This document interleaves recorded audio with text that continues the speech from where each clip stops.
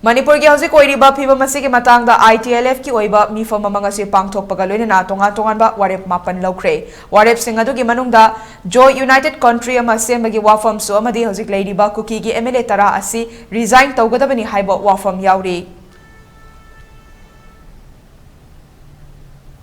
ITLF Free Public Consultation Declaration 27 January 2024.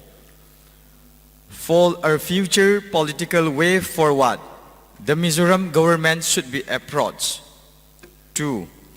We cannot be under the government who kill, destroy all church and properties, who separated us physically and demographically, and also who took an oath under the militia group Arambai Tingle. Center should directly administer us from Delhi. 3. Objection to FMR. 4.